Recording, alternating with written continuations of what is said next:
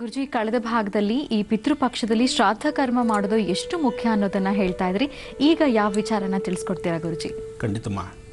ಯಾರೊಬ್ಬರು ತಮ್ಮ ವಾಸ್ತುಗೃಹದಲ್ಲಿ ಶ್ರಾದ್ದ ಕರ್ಮಗಳನ್ನು ಸಮಂಜಸ ಮಾಡೋದಿಲ್ವೋ ಅಂತಹವರ ವಾಸ್ತುಗೃಹದಲ್ಲಿ ಸಾಕಷ್ಟು ಸಮಸ್ಯೆಗಳಿಂದ ಪ್ರತಿದಿನ ನರಳುತ್ತಾ ಇರ್ತಾರೆ.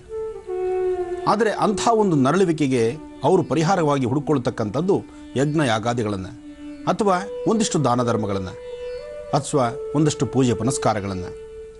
ಆದರೆ ಪೂಜೆ ಪುನಸ್ಕಾರಗಳನ್ನು ಮಾಡಿ, ಯಜ್ಞ ಯಾಗಾದಿಗಳನ್ನು ಮಾಡಿ, ದಾನ ಧರ್ಮಗಳನ್ನು ಮಾಡಿ, ಇದರೆಲ್ಲದರಿಂದಲೂ ಬರ್ತಕ್ಕಂತಹ ಫಲವನ್ನು ನಿಮ್ಮ ಕೈಗೆ ಒದಗಿಸ್ತಕ್ಕಂಥವ್ರು ಯಾರು ಅದನ್ನು ತಿಳ್ಕೊಳ್ಬೇಕಿಲ್ಲಿ. ನೀವು ಮಾಡಿದಂತಹ ಯಜ್ಞದ ಫಲ ಭಗವಂತನ ಆಶೀರ್ವಾದ, ಆ ಭಗವತ್ ಸಂಕಲ್ಪದಿಂದ ಬರ್ತಕ್ಕಂತಹ ಸಂಪೂರ್ಣವಾದಂತಹ ಫಲವನ್ನು ನಿಮ್ಮ ಕೈ ಸೇರಿಸಿ ನಿಮ್ಮ ಮನೆಗೆ ಸೇರಿಸುವಂಥದ್ದೇ ನಿಮ್ಮ ಪಿತೃದೇವತೆಗಳು. ಯಾವಾಗ ನೀವು ನಿಮ್ಮ ಪಿತೃದೇವತೆಗಳನ್ನು ನೀವು ಮರೆತು ಕೂತ್ಕೊಳ್ತೀರೋ ಆಗ ನಿಮಗೆ ಫಲ ಎಲ್ಲಿಂದ ಸಿಗುತ್ತೆ? ಯಾವುದೇ ಒಂದು ಕೆಲಸ ಮಾಡಬೇಕಾದ್ರೂ ನಾವು ಬರೆದಂತಹ ಕಾಗದವನ್ನು ಸೇರಿಸುವಂತಹ ಕೆಲಸ ಮಾಡ್ತಕ್ಕಂಥದ್ದು ಪೋಸ್ಟ್ ಮ್ಯಾನ್ ವಿನಃ ಪೋಸ್ಟ್ ಆಫೀಸ್ ಅಲ್ಲ. ಪೋಸ್ಟ್ ಆಫೀಸಲ್ಲಿ ನೀವು ಹಾಕ್ಬೋದು, ಪೋಸ್ಟ್ ಡಬ್ಬಿಯಲ್ಲಿ ನೀವು ಹಾಕ್ತಿದ್ದೀರಿ.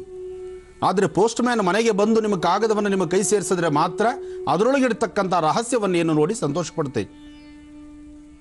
ಇಂತಹ ನಿಟ್ಟಿನಲ್ಲಿ ಪ್ರಧಾನ ಪಾತ್ರವನ್ನು ವಹಿಸ್ತಕ್ಕಂಥದ್ದೇ ಪಿತೃದೇವತೆಗಳು. ಅಂತಹ ಪಿತೃದೇವತೆಗಳನ್ನು ನಾವು ಮರೆತು ಕೂತ್ಕೊಂಡ್ರೆ ಮನೆ ಉದ್ಧಾರ ಆಗುತ್ತಾ? ಅಥವಾ ಆ ಮನೆಗೆ ಏನಾದ್ರು ಒಂದಿಷ್ಟು ಒಳ್ಳೇದಾಗಬಹುದಾ?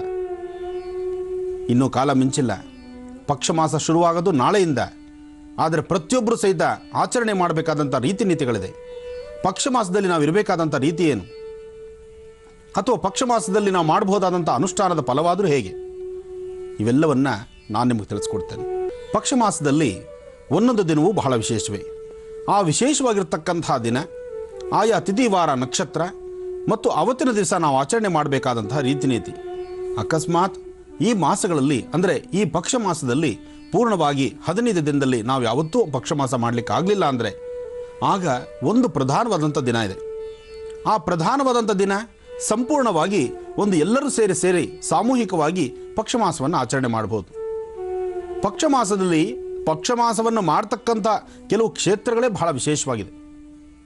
ಅದರಲ್ಲೂ ನದಿ ತೀರದಲ್ಲಾಗಲಿ, ಸಮುದ್ರ ದಡದಲ್ಲಾಗಲಿ, ಅಥವಾ ಪುಣ್ಯಕ್ಷೇತ್ರದಲ್ಲಾಗಲಿ, ಅಥವಾ ಮಹಾವಿಷ್ಣುವಿನ ಪಾದ ಇರ್ತಕ್ಕಂಥ ಸ್ಥಳ, ವಿಷ್ಣು ಪಾದದಲ್ಲಿ ಅಂದರೆ ಗಯಾಕ್ಷೇತ್ರದಲ್ಲಿ ಮಾಡ್ತಕ್ಕಂಥ ಶ್ರಾದ್ದ ಕರ್ಮಗಳು ಬಹಳ ವಿಶೇಷವಾದ್ದು.